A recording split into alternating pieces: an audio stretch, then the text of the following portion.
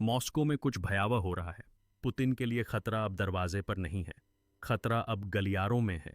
14 नवंबर की सुबह मॉस्को के मध्य में स्थित ट्रोयाकोव्स्काया कब्रिस्तान का गहरा सन्नाटा दहशत की एक लहर से टूट गया, जिसने रूस के सबसे काले रहस्यों में से एक को उजागर कर दिया।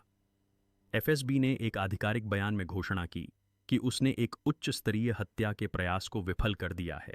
निशाना रूस के सुरक्षा परिषद सचिव सरगेई शोइगु थे, जो कभी पुतिन के दाहिने हाथ और छुट्टियों के सबसे करीबी साथी थे। सरकारी चैनलों और एफएसबी ने हमले के लिए यूक्रेन को दोषी ठहराते हुए मामले को बंद करने की कोशिश की।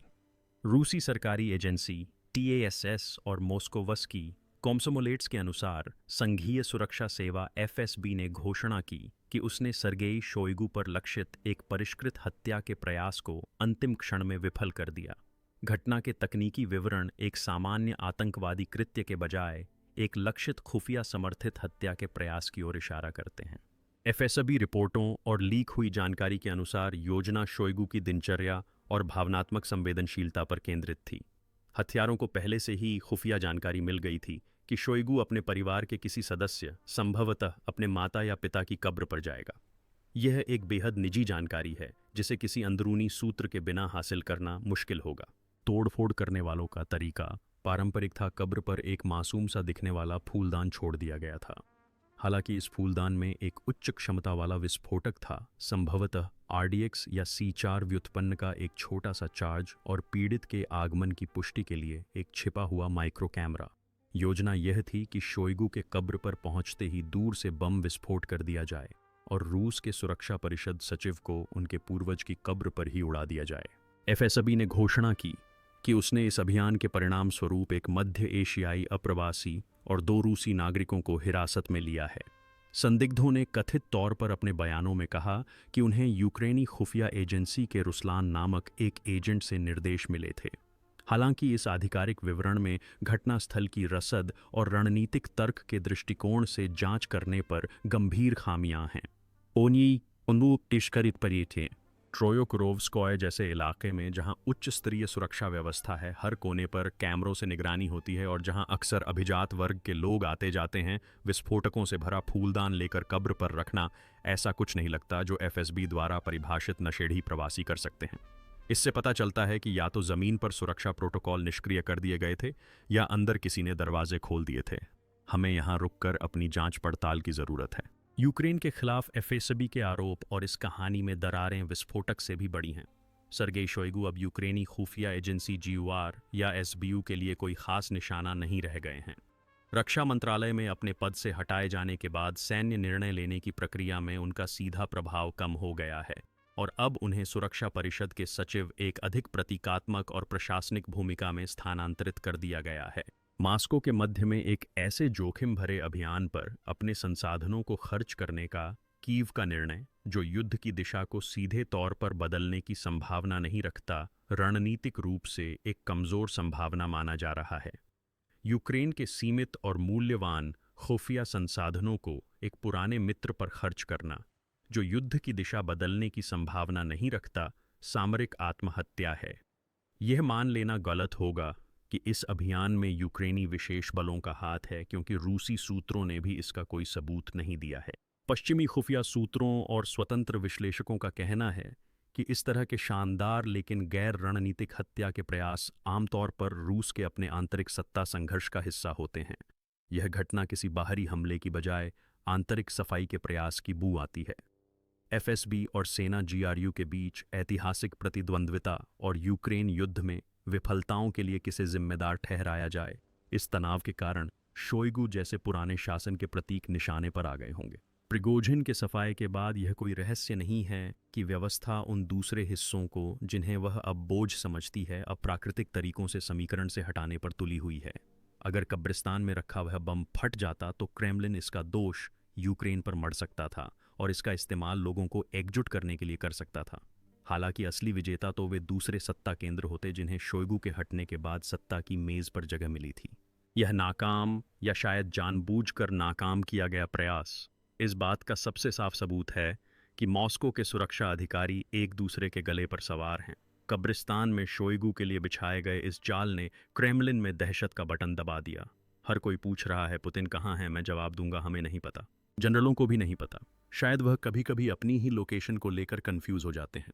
जैसा कि स्वतंत्र समाजशास्त्री कॉन्स्टेंटिन गेज बताते हैं, पुतिन इस समय रूस पर किसी राष्ट्राध्यक्ष की तरह नहीं बल्कि एक भगोड़े की तरह शासन कर रहे हैं, जिसे डर है कि कहीं उसके ही लोग उसे किसी भी पल ढूंढकर गोली न मार दें। कब्रिस्तान में शोइगू को निशाना बनाया जाना दिखाता है कि पुतिन का डर कितना जायज है। सुरक्षा घेरा तोड़ा नहीं गया है, बल्कि घेरा ही खतरा बन गया है। खोजी पत्रकारिता परियोजना सिस्टेमा और वेस्टर्न मीडिया ने तकनीकी सबूतों के साथ खुलासा किया है कि व्लादिमीर पुतिन ने रूस के 3 अलग-अलग कोनों में एक जैसे कार्यालय बनाए हैं: सोची, नोवोगोरिवो और वल्दाई। व्लादिमीर पुतिन का सुरक्षा संबंधी भय कोई नई बात नहीं है, लेकिन हालिया जांच पड़ताल बताती है कि कैसे यह डर एक वास्तुशिल्प जुनून में बदल गया है। रेडियो लिबर्टी की सिस्टेमा खोजी पत्रकारिता इकाई द्वारा प्रकाशित एक विस्तृत रिपोर्ट से पता चला है कि पुतिन जिन जगहों पर रूस पर शासन करते हैं वे वास्तव में रंगमंच के मंच हैं। जांच तकनीकी साक्ष्यों से पुष्टि करती है कि पुतिन ने मॉस्को के बाहर नोवोगोरिवो काला सागर तट पर स्थित सोची बोचारोव रुचे और उत्तर में स्थित वल्दाई स्थित अपने आवासों में एक जैसे कार्यालय बनवाए थे। सोची स्थित बोचारोव रुचे आवास, मॉस्को के बाहर स्थित नोवोगोरिवो और उत्तर में स्थित रहस्यमय वल्दाई रिट्रीट, इन तीनों अलग अलग स्थानों पर स्थित कार्यालयों को एक दूसरे की मिलीमीटर परफेक्ट प्रतिकृति के रूप में डिजाइन किया गया था। वही लकड़ी के पैनल, वार्निश की हुई मेजों का एक ही रंग, दरवाजों के हैंडलों का एक ही ब्रांड और यहाँ तक कि एक ही पैटर्न वाले कालीन भी। ये कोई इंटीरियर डिजाइन की पसंद नहीं थी, बल्कि एक रणनीतिक धोखा देने की चाल थी। लक्ष्य सीधा था। पुतिन के अपने सुरक्षा कर्मियों और जनरलों को यह पता नहीं चलना चाहिए कि वह किसी भी समय कहाँ मौजूद थे।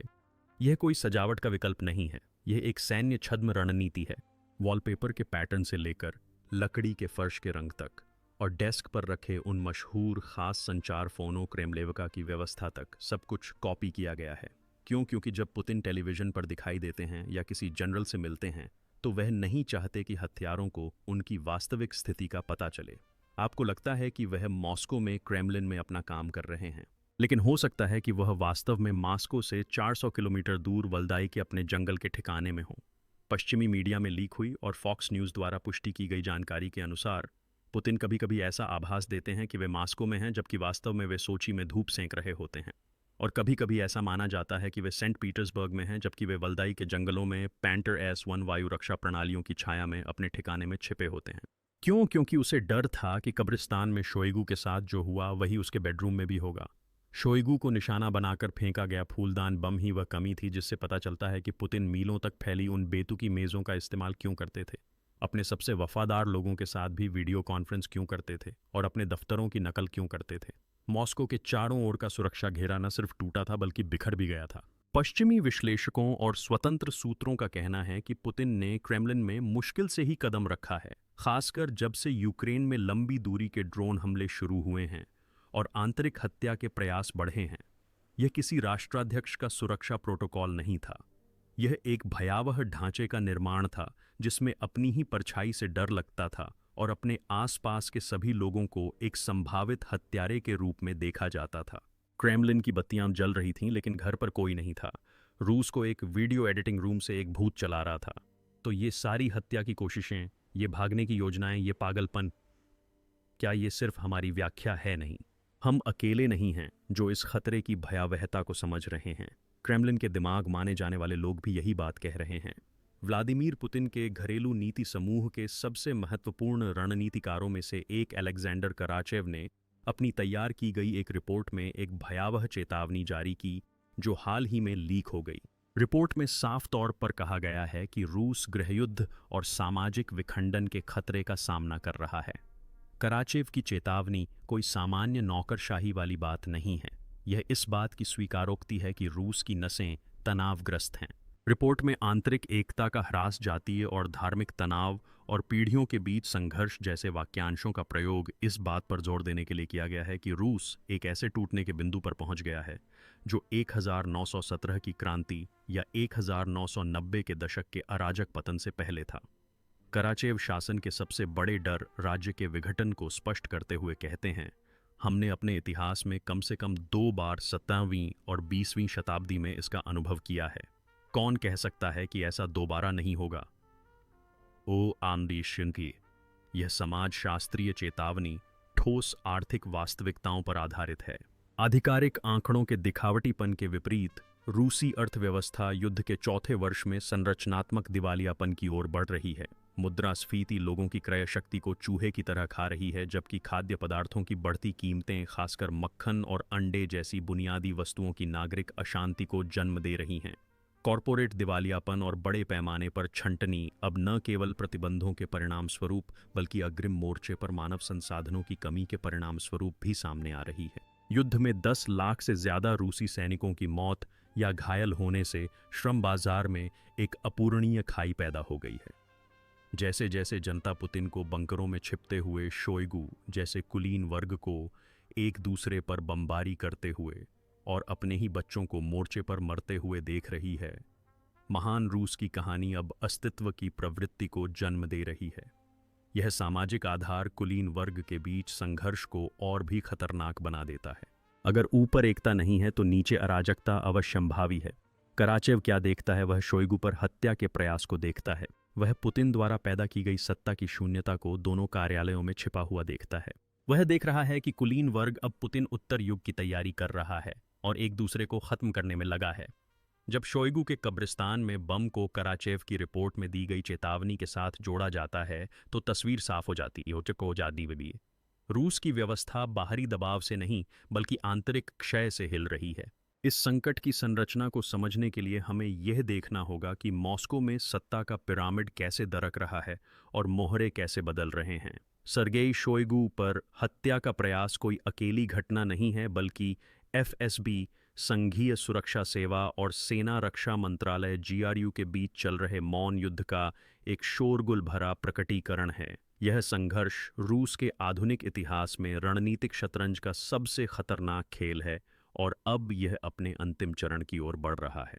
कब्रिस्तान की साजिश के पीछे यूक्रेनी सुराग होने के दावे की कमजोरी को एफएसबी की अपनी आंतरिक गतिविधियों मास्किरोवका को छिपाने की रणनीति के रूप में देखा जा सकता है। अगर एफएसबी ने सचमुच इस हमले को रोका था तो यह शोइगु को यह संदेश देने के लिए रचा गया एक नाटक हो सकता है कि हमने तुम्हें बचाया है, तुम्हारी जान हमारे हाथ में है। या इसके विपरीत, अगर हमले की योजना एफएसबी के भीतर किसी गुट ने बनाई थी और किसी अन्य इकाई द्वारा या अक्षमता के कारण इसका पर्दाफाश हो गया, तो यह सुरक्षा सेवाओं के भीतर मतभेदों को दर्शाता है।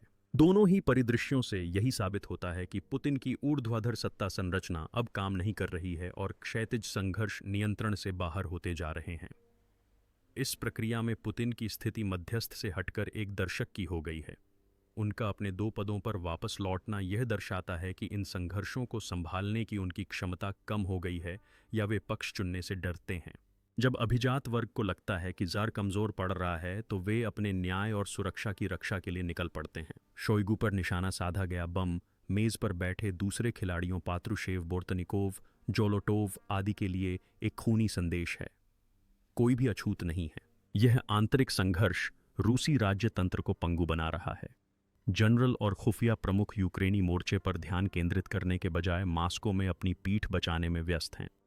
कमान की श्रृंखला अविश्वास के विषाणु से जहरीली हो गई है।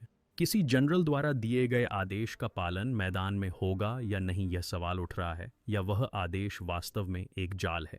शोइगु की घटना दर्शाती है कि यह जहर अब घातक स्तर पर पहुंच चुका है। फूलदान में रखा वह बम न केवल एक व्यक्ति को बल्कि रूसी राज्य की संस्थागत अखंडता को उड़ाने का प्रयास था। समग्र परिदृश्य पर गौर करें तो जो तस्वीर उभरती है वह एक शब्द में ही भयावह है। रूसी संघ इस समय एक भूतिया सरकार के शासन में है। यह शब्द उस स्थिति का वर्णन करता है जहां नेता शारीरिक रूप से मौजूद तो है लेकिन कार्यात्मक रूप से व्यवस्था से कटा हुआ है, जबकि जड़ता और भय से पंगु राज्य एक मुखिया विहीन निकाय की तरह काम करने का प्रयास करता है।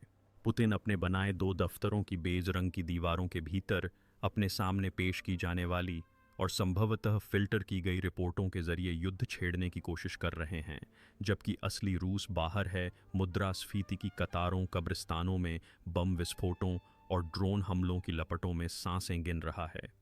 यही रणनीतिक शह और मात की स्थिति है। अगर पुतिन मॉस्को लौटते हैं तो उन्हें हत्या और तख्ता पलट का खतरा होगा। शोइगु की घटना इसकी एक झलक है। अगर वह बंकर में ही रहे तो उनका अधिकार कमजोर हो जाएगा और कराचायेव ने जिस गृहयुद्ध की चेतावनी दी थी वह और तेज हो जाएगा। दोनों ही कदम एक गतिरोध का संकेत देते हैं जो शासन की स्थिरता के लिए खतरा है। यूक्रेन की रणनीति शायद इन्हीं आंतरिक अंतर्विरोधों को और गहरा करने पर आधारित है। मॉस्को पर हर ड्रोन हमला पुतिन को बंकर में और भी ज्यादा धकेल देता है। जैसे ही पुतिन बंकर में पीछे हटते हैं, अभिजात वर्ग बेतरतीब हो जाता है और एक दूसरे पर हमला करने लगता है। यह बिना एक भी गोली चलाए दुश्मन को अंदर से ही ध्वस्त करने की रणनीति है। यह परिदृश्य पुतिन द्वारा 20 से ज्यादा सालों में बनाई गई मजबूत नेता की छवि के अंत का भी संकेत देता है। जनता अपने नेता को मंच पर, चौराहे पर, संकट के समय सबसे आगे देखना चाहती है। फिर भी रूसी जनता अब अपने नेता को सिर्फ संपादित वीडियो में ही देखती है जो एक जैसे मंच पर शूट किए गए हैं। नतीजतन टैंकर सेंट पीटर्सबर्ग से टकराते हैं, अग्रिम मोर्चे पर नुकसान होता है या आर्थिक संकट। ये सब क्रेमलिन के केंद्र में मौजूद इस विशाल शून्य के दुष्परिणाम हैं। व्लादिमीर पुतिन भले ही मास्को से भागकर अपनी जान बचाने की कोशिश कर रहे हों, लेकिन उन्होंने अपनी ताकत, अपनी प्रतिष्ठा और रूस की राजकीय गरिमा को उन आश्रयों में ही छोड़ दिया है। इतिहास ऐसे राजाओं की कहानियों से भरा पड़ा है जिन्होंने अपने महल त्याग दिए और इनमें से किसी भी कहानी का अंत सुखद नहीं रहा। क्रेमलिन कैनन अब खाली है और राजनीति में खालीपन हमेशा सबसे क्रूर तरीके से भरा जाता है। खेल खत्म हो गया है, हम बस टुकड़ों को गिरते हुए देख रहे हैं। तो आप इस बारे में क्या सोचते हैं? कृपया कमेंट में अपने विचार जरूर शेयर करें। नए वीडियो की जानकारी पाने के लिए कृपया हमारे चैनल को सब्सक्राइब करें और नोटिफिकेशन चालू करें।